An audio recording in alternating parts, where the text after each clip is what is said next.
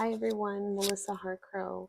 I wanted to make a video addressing something I'm asked about quite frequently, and hopefully I can use this to share and to reach other people who have the same question, because it's just too much to type and it's asked so often. I think this would be the best thing to do that people can come back and watch and listen to. So this is about the El Paso Fort Bliss area. How do I get involved in the community? How do I get connected? And sometimes this is just individuals. Sometimes this is an organization like a nonprofit, and sometimes it's companies who ask me as well. So first of all, when it comes to Fort Bliss, I have not had a whole lot of opportunities to come onto base except for hiring fairs, because through my employer we are often a part of those events, and I get asked to go, or if I want to go, to be there, and I'll take that opportunity to go. I'll pass out my information and my flyers.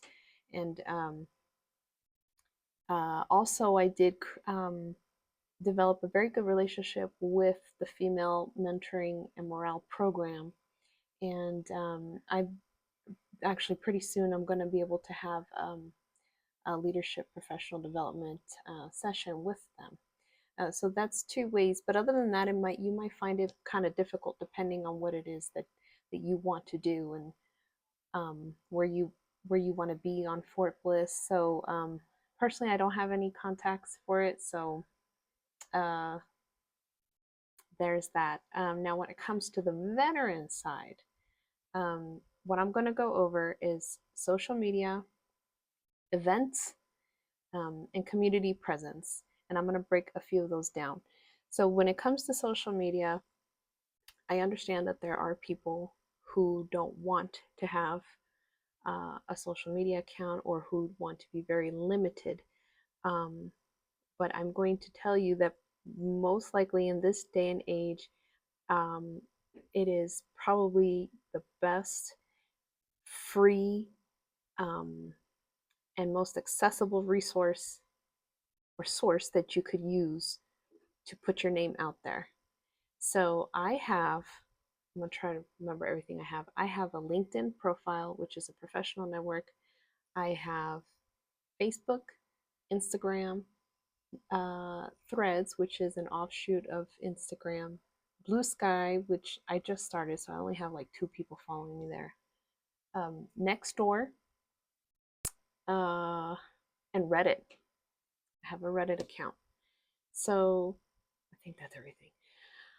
Um, I know for free you can track on LinkedIn and Nextdoor how many people see your posts. So I'm going to turn the camera around so you can see on my LinkedIn with this post that I made the other day, where I shared an upcoming hiring fair. Um, you can see that I had 6,000 impressions, and my post reached over 3,000 members. Now, what exactly is the difference? I wish I knew. But the point is that people are seeing it. They're probably sharing it, right? And I just posted this the 4th. Okay, so you can see all that. Now here, let me show you on Nextdoor. This is the same post.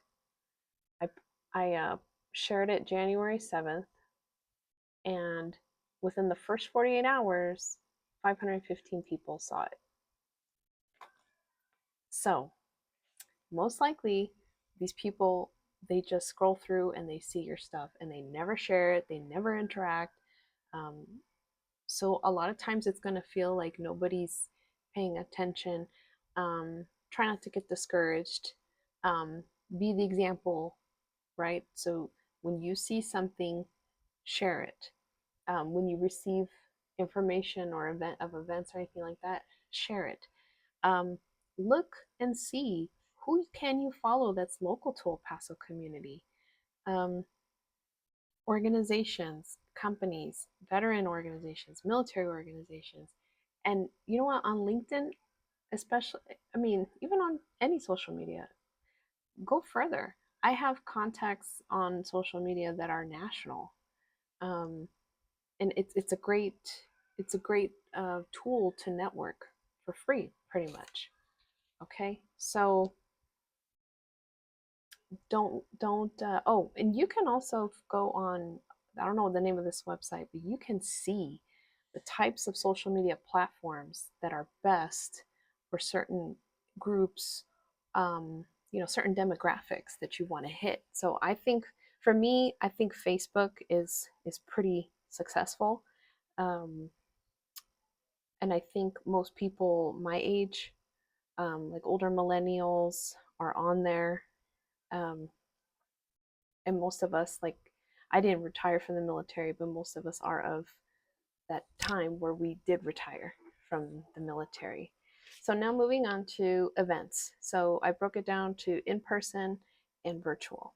So anytime you hear of an event going on in the what I'm going to call the SMVF, Service Member Veteran Family Community, if you can go, go.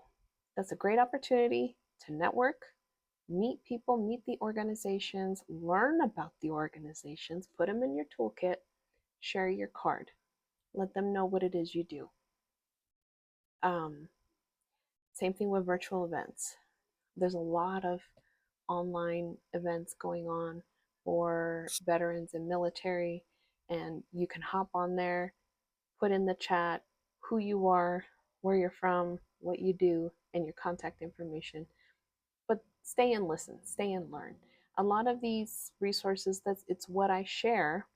I save it, um, and anytime somebody needs the information, I just might have it.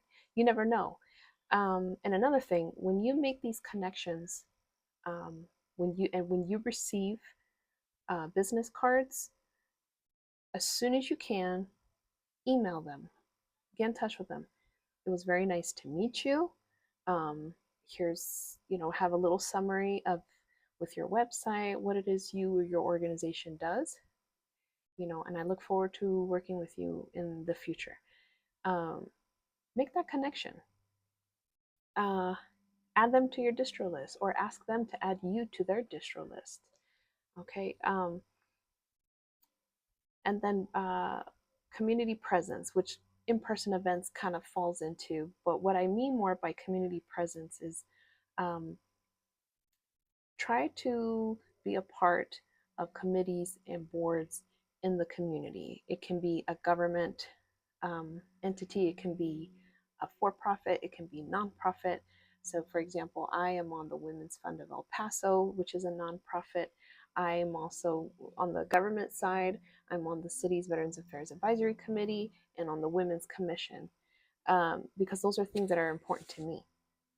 And because of what I've done with social media, in person events, making those connections, I was asked to be on these boards, except for the Women's Fund, I had to apply.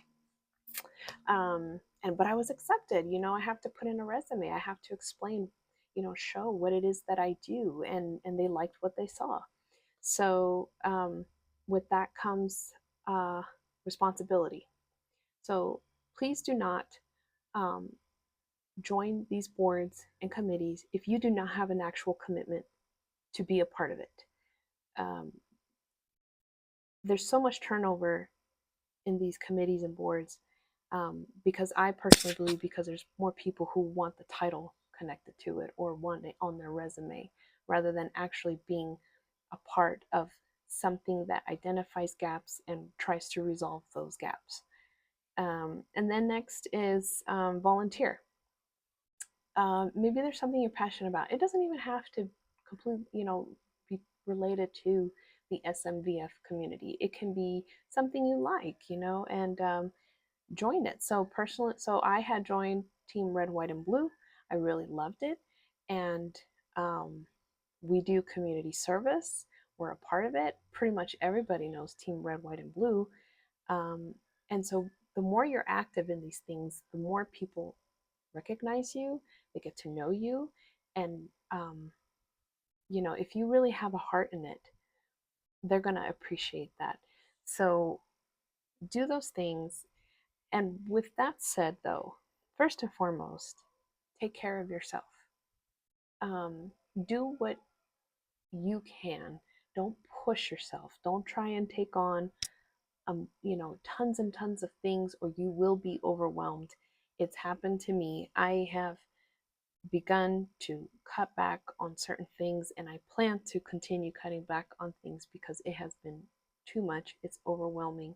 I still have a full time job, I still have a family, I still have things I want to do for myself. Um, so I hope this was somewhat helpful.